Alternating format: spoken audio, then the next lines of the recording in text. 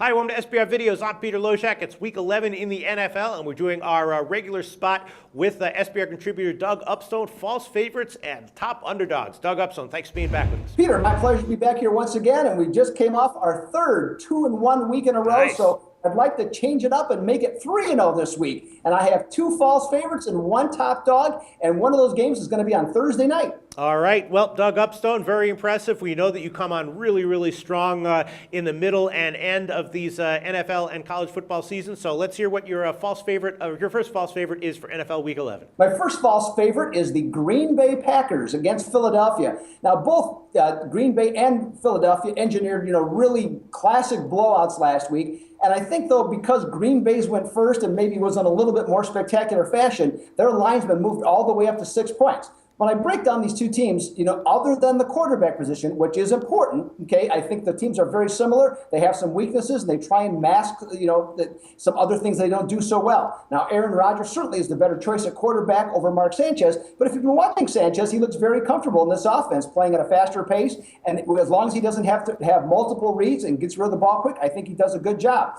Now, the other thing I look at is that there was so much praise about Clay Matthews being moved to the inside, but against Chicago. But that game was over almost from the start, and the Packers defensively could dictate whatever they wanted to do against a much better offensive team that is much more cohesive. I think we'll find out a lot more about Matthews in the middle and about the Packers defense in particular. I think the original odds makers number of 4 was correct, and that's where I think it should be. That's what I think Green Bay is a little bit of a false favorite this week, Peter. All right. Interesting analysis there, Doug Upstone. Yeah, I know that Philly was definitely a sharp play last week, and they're always, sort of enticing as a big road dog like this. So I guess I'm inclined to agree with you. It's just then when you actually go to make the bet, do I really want to bet against Aaron Rodgers and the Packers at home getting less than a touchdown? But I certainly can't disagree with your analysis there. All right, what's your second false favorite of the week, Doug Upstone? My second false favorite is the New Orleans Saints. Now, the Saints last week, they lost, and a lot of their players after the game said that we're a dangerous team. Well, they're 4-5, so I don't know how dangerous they could be. Now, hey, you know what? Say New Orleans, could go on and win their next 7 games, and all this would be forgotten.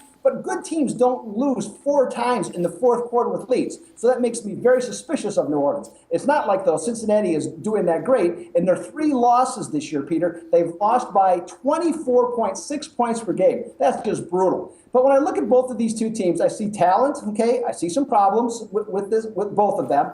But then I found something that I thought was really interesting, so I'll slow this down to get it all in. Okay. When you have two clubs that have a plus-minus score differential of 3 or less, that have played 8 or more games into the season, and the underdog, Cincinnati in this case, scored 14 or less points in their last game, the favorite is only 4-12 against the spread.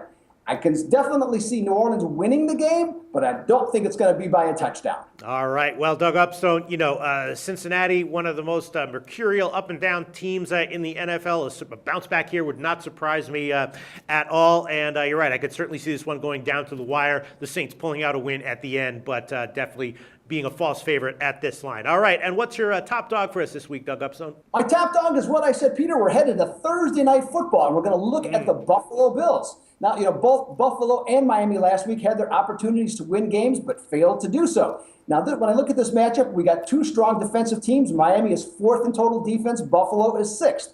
Each team likes to run the ball and likes to go with play action passing. Kyle Orton and Ryan Tannehill both have had their moments of brilliance this year, but when you look a little bit closer, Miami is 30th in red zone scoring touchdowns, and Buffalo is dead last at 30th. So when you look at this, these are 2 evenly matched teams, and I see Buffalo 3-1 straight up and against the spread on the road so far this year, and I find Miami 12-30 as home favorites against the spread since 2004. I think when you add it all up against the NFL odds, Peter, Buffalo is a live dog here in this spot. Well, I previewed this game with 2 different professional handicappers. One of them liked Buffalo, one of them liked Miami, and I do know that Miami was one of the sharpest sides last week against Detroit. They took the most sharp action. Of course, they didn't wind up winning. I know that there are some reasons to believe statistically that Miami is a team that might be a little bit undervalued right now, but certainly in this spot at this line, I'm leaning towards the Bills as well. It's a lukewarm lean as well. So I'm agreeing with you there, Doug Upstone. All right, interesting analysis. Once again, Doug, we'll talk to you again next week. The SBR network offers free sports picks and game breakdowns, big money free betting contests year-round, a real-time Vegas-style odds monitoring service, and much more. So come see for yourself. To stay updated on SBR news and promotions, follow us on Twitter, Facebook, and Google+, and do be sure to subscribe to the Sportsbook Review YouTube channel to catch all our daily sports shows.